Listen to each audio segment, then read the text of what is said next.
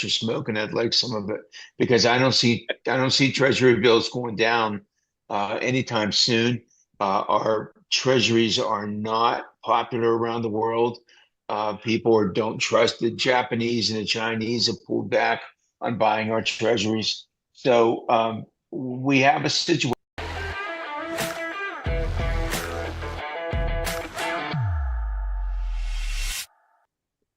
Hey there, everyone. Jamie with Sell for 1% Realtors, joined as usual Hey, Marunsky. by the gang. Boy, My brother Jason there, but he's wound up this morning. Dave Barlow, head broker, and Rich Sircone at Highlands Mortgage here on this August 19th, 2026, beautiful Wednesday morning to give you guys a market update about Central Ohio. I don't know who wants to take it away. Do we want to throw it right to Rich, or do you guys have something to say? I've got a lot to say. I got a whole Imagine lot to that. say, guys. Imagine Go that. for it. Now, Rich, go ahead, man. But now that the rain has Well, stopped and the yeah, skies have cleared, the rain has stopped going down, but interest rates are still up. So that's the way that goes. I was looking back on time this morning, and on February 27th, the day before this war in Iran started, the 10-year Treasury bond was at 3.96. That was kind of a low water mark. We the were good old all days. optimistic, the good old days. And today or yesterday, it's bobbing around today a little bit lower, but it was in the 4.74 range yesterday, four sevens. And so essentially a three-quarter of a percent increase in the 10-year Treasury. And ironically, we've seen interest rates go from around six to about six and three quarters, around a three-quarter percent Yep. increase. And I don't know if anybody out there thinks that there's any impetus for the treasury bills to drop in the near future. Let me know what you're smoking. I'd like some of it because I don't see treasury bills going down anytime soon. Our treasuries are not popular around the world. Don't trust the Japanese and the Chinese have pulled back on buying our treasuries. So we have a situation where we have persistent interest rates in the sixes, and let's just hope we can keep the high sixes. I have been quoting a couple of 7% rates here recently. So, if you have the wrong scenario, you might have a seven in front of your rate right now. Well, it could be worse. I had a memory pop up the other day on TikTok or Instagram of a post I made this time in 2023. Interest rates on Google were 8%, 8.0 something. So it could be worse. Yeah, Don't know yeah, what we you're did. so Yeah, down and yeah, we gloomy did. about. Yeah, we did have the rates go into the eights at that point, right in that period of time. You are correct. So, And I mean, something could bring rates down, Rich. We could have a pandemic. We could have a global attack of some sort. oh boy, now we're going to get into conspiracy No, I'm just theories. saying that could bring rates down. That could Yeah, cause a recession. yeah. Did I see something about the Treasury Department is going to buy some securities back? I have not seen that, Dave, but they do that occasionally just to keep demand, at a steady pace. Uh, I don't think there's a big bond buying program though, or anything like that. That's I called can't the free speak because I market. didn't see that. Yeah, That's the free and open market that creates that demand. yeah, Well, obviously, there's a lot of goofy things going on in the world, and like Jay said, it could be worse. It That's could my be, attitude. yeah. I mean, it could be close to 8%. That was that Hey, way. What, just a couple years ago? And if yeah. mortgage spreads were what they were a couple years ago, we would be up at around there. You know, in my I just I choose happiness. I tell people all the time, my clients laugh at me. I think they think I'm kidding. It's like I used to love politics, used to read the news. Now I don't. I just stay in my little bubble. where I sell the crap out of real estate, hang out with my children, make fun of my brother, give him a hard time on remedy lists, and then, life's pretty good. Fight with your dad. Yeah, argue with the old man. Why are you so dark over there, Dave? What's going on? Well, You Googling treasury programs? What's happening? I've been fighting, as you know, electric went out, had flooding. And so now my little ring light up here isn't working correctly. So I'm It's not been sure what's going on waterlogged. with that. I'm hoping that just my remote's low on a battery. So, anyways, such is It's life. always something. Yeah. Yeah. You have all this Always something. technology and then it doesn't want to work right. So, what are you going to do? What are you guys seeing in the old real estate market right now? Rich, I'm glad you asked. I am seeing inventory still, and yes, Dad, this includes the coming soons. The Figured as much. 5,931 this morning. False Last view. Wednesday I had somebody ask me how many homes are for sale, and I was like 5,962. And I think they were kind of amazed I knew the exact number, but it's because of these videos that I absorb all this information. 5,931 listings on the market right now in the central Ohio region. And then in Franklin County, the median days on market is up to 42. The average is 72 days. About 50% of listings are dropping price. And we've got about 5% of these listings are ones that have been canceled and then relisted. And so, I mean, what we talked about before with Jamie, on the buyer side, it's like it's relatively balanced, even though fundamentally still a seller's market. But, it's been cooling a little bit over time. Prices seem to have plateaued a little bit. But, the ones, I put 4 listings on last Thursday, and as of today, 3 of those 4 are in contract. And that hasn't happened in a while. Typically, it takes, a few weeks for these to kind of pop. But it's like, they came on price pretty well. And I think that's the one thing I'm noticing with my sellers is like, again, I don't watch the news, so I don't know exactly what's out there, but the attitude that the sellers have that I'm dealing with, they think things are worse than they really are. I'm walking into appointments and they think, oh, the market's not great. Whereas like 2 years ago, you'd walk in, homes in my neighborhood sell in 3 days, and it's like, well, no, not really. They used to, and you have to kind of educate them. Now I'm coming in and like the media is carrying the water for me. They're making people think the market's terrible and that I'm having to convince them, no, it's really not that bad. I mean, just look at my belly. I'm not starving. Hmm. I'm still able to eat a little bit. So that's what I see out there. Jay Marunsky? Ski? That's what Chamerinsky, not Runsky. What are you seeing, dude, on the buyer side? Yeah, it's about, I mean, I think a perfect inflection of what, you're saying. The houses that multiple people walk through, and this is something I tell buyers, when you're walking through a house, if you're, really vibing with the house, you go in through the curb appeal is great. You pull up to the house, you walk through the front door. It's laid out really nice. It's really well taken Smells of care of. vanilla and leather. Right. Updated bathrooms, updated kitchen. You're like, wow, this is a great house. Well, probably the other buyers walking through it are having the same thoughts you are. And then lo and behold, you call the listing agent and yep, we got, 2 offers. Seller wants all offers in by tomorrow at noon, blah, blah, blah, blah, blah. Then you're in, a multiple offer situation.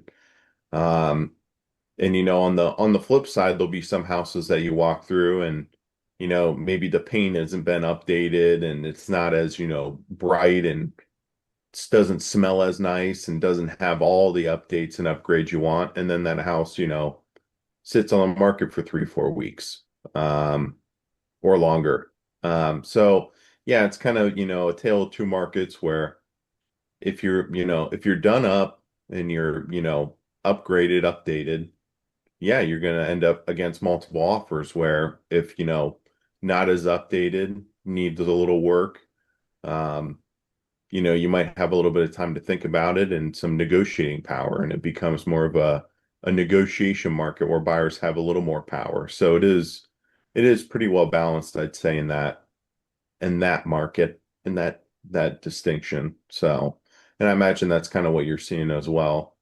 Yeah, and Dad, I want to know what you're seeing. I mean, what's interesting, Jamie, is like that fourth out of those four listings, the one that's not sold yet, it's beautiful, very well updated. She updated everything in this property, and it's a repeat client. She does a really good job, and she lives there for a couple years, fixes things up, and then sells them.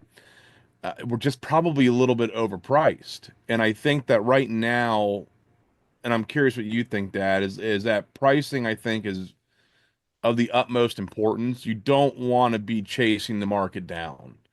You want to come on priced where you ought to be, and you got the best chance to sell quickly then versus being out over your skis and then having to drop price, and go, hunting for that buyer.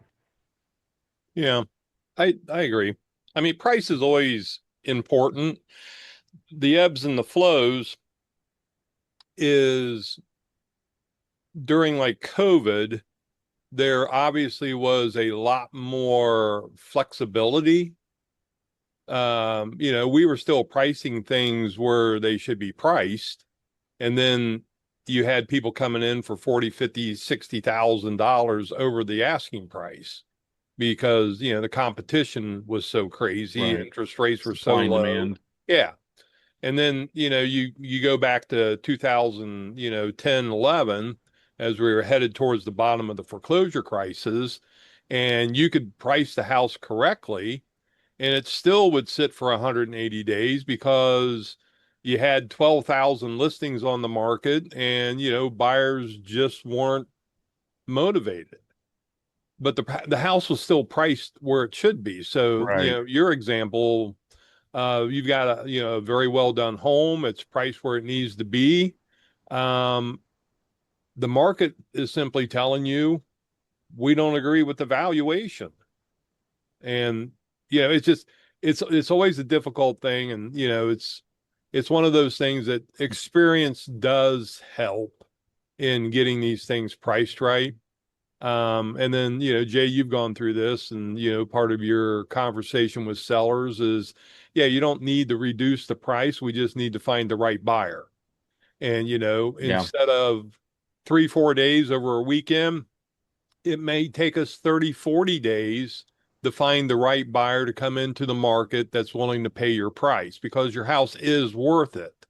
And we've all had sellers on the opposite extreme that they're priced right for the neighborhood, but the house needs $30,000 of work, and it's going to sit no matter how long, because buyers just aren't going to come in and do the work. So it's a very interesting, market. But like I said in the very beginning of my diatribe here is, the market's ebb and flow.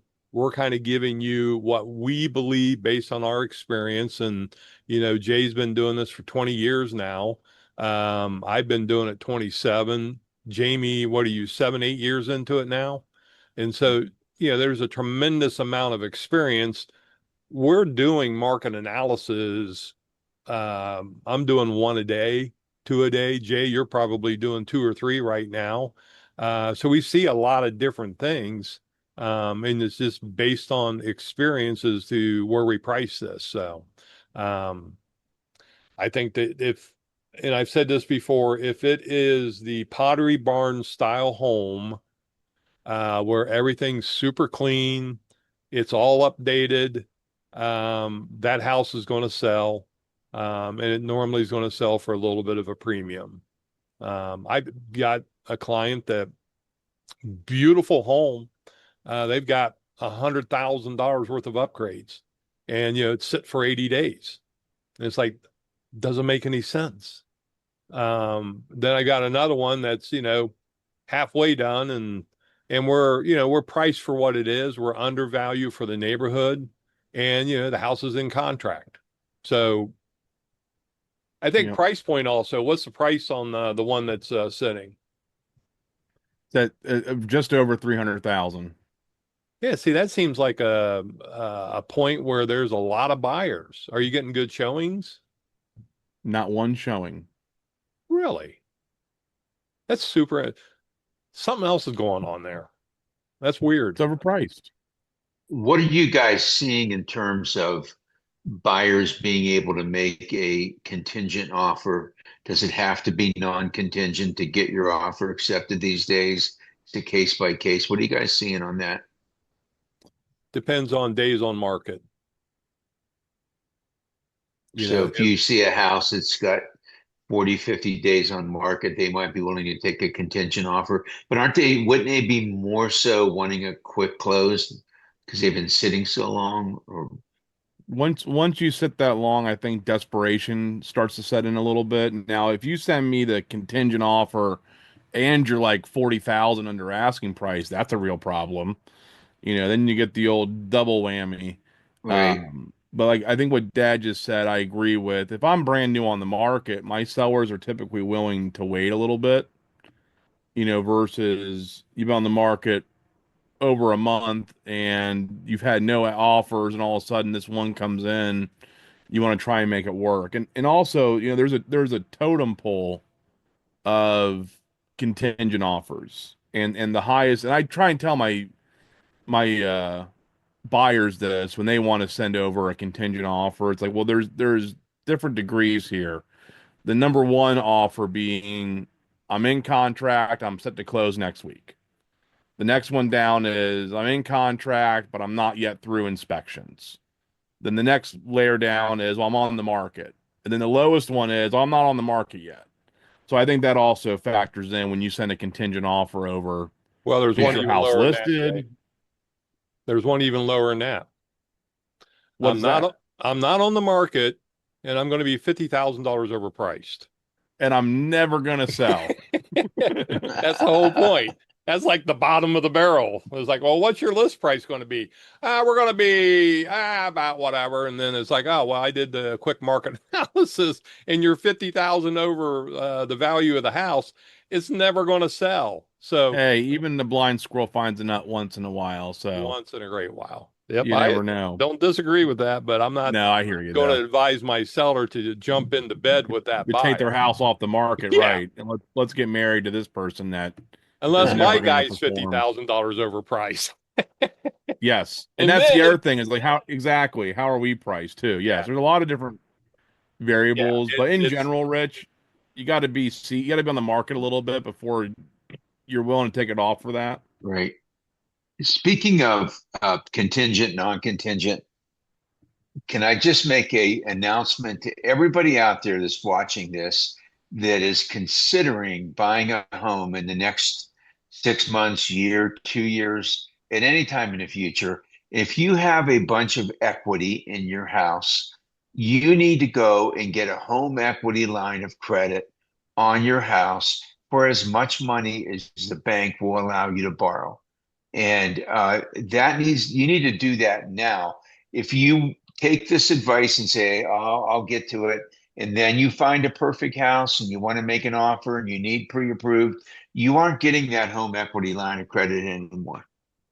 Because then the bank can see that, hey, you're buying a new house, you're going to be selling this house. We don't want to give you a line of credit. And so then that ends you up in a situation where you need a bridge loan. Bridge loans are more expensive than home equity lines of credit. I do bridge loans, so I'm telling you to do something that takes business away from me.